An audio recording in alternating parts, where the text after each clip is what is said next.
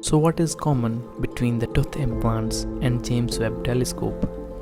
The short answer: rare earth elements, also simply called rare earths. These are the new gold in today's world, the new currency that runs our modern economies, be it the smartphone you use or the energy that you use to run them. Everything somehow relates to this new gold. Therefore, our economic security, energy security, health security, and even national security depends on these resources. And getting reliable supply chains for these elements becomes a national priority that pulls on every tool and device in nation's arsenal to secure them. So what are rare earths? Simply put, these are a set of 17 metallic elements essential to modern technology. Despite their name, rare earths are relatively abundant, but they rarely occur in concentrated deposits.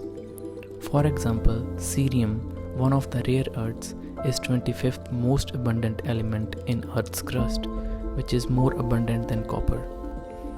The reason for their misnomer nature is their thin spread, mainly as impurities, along with deeply complex methods to refine them due to the similar properties of these rare earths, which makes them very hard to isolate and requires processing a lot of ore to obtain small quantities of pure rare earths.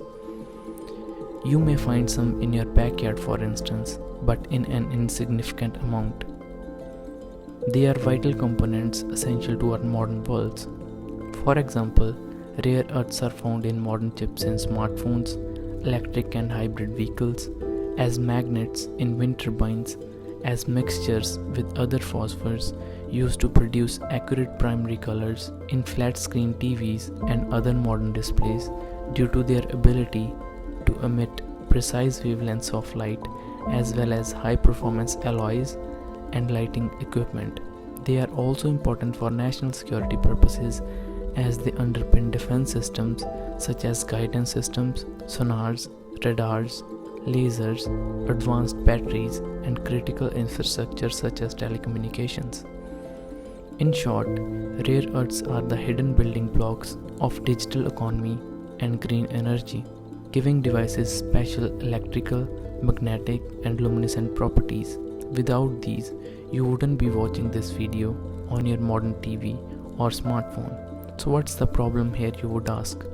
The problem here is the near monopoly of China on rare earths. It controls about 90% of the processing capabilities and mines about 70% of it. It also controls about 93% of rare earth magnets. The most important mines that it has are in Inner Mongolia region, that is the Bayan Obo mine. This single mine accounts for 40 to 45% of world's rare earths production. So how can a single country dominate such a critical resource? The answer lies in China's strategic planning in terms of infrastructure and investment, including subsidies and low-cost loans for capacity development along with lenient environmental regulations. For some historical context, US was the biggest player in the rare earth sector. The Mountain Pass mine in California supplied almost all of the world's rare earth needs. However, there are lots of strings attached to mining and their further refining. Let's take environmental for example. Rare earth mining isn't clean. It produces radioactive waste, chemical runoff, and toxic tailings. In the 1980s and 1990s, a series of wastewater leaks from Mountain Pass mine raised alarm. There were spills of radioactive fluids in nearby desert lands. This led to increased public scrutiny, further leading to tightening environmental regulations, hence costs of compliance skyrocketed. And by now, China had started looking at rare earths from a strategic viewpoint and started to put resources in the sector. It poured billions in development of the sector.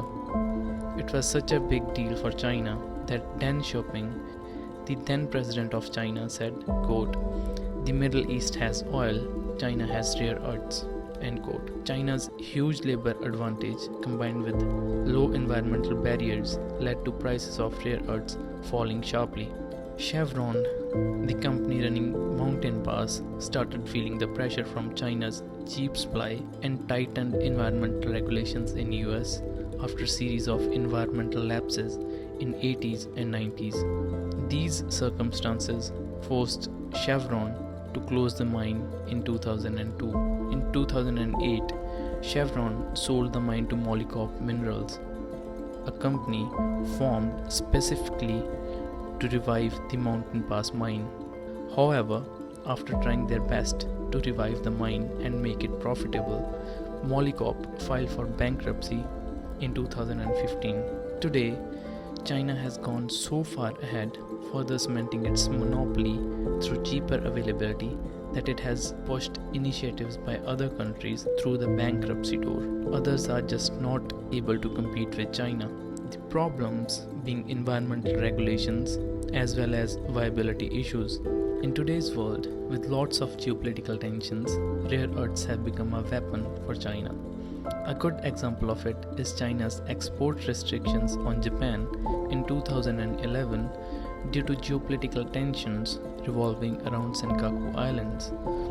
In September 2010, a Chinese fishing trawler collided with Japanese Coast Guard vessel near the Senkaku Islands in the East China Sea that both countries claim. Japan detained the Chinese captain, which sparked a major backlash from China, including curbs on rare earths export to Japan. Though China never explicitly announced its targeted attack on Japan, the official justifications given were in the name of regulation to check environmental degradation and overexploitation.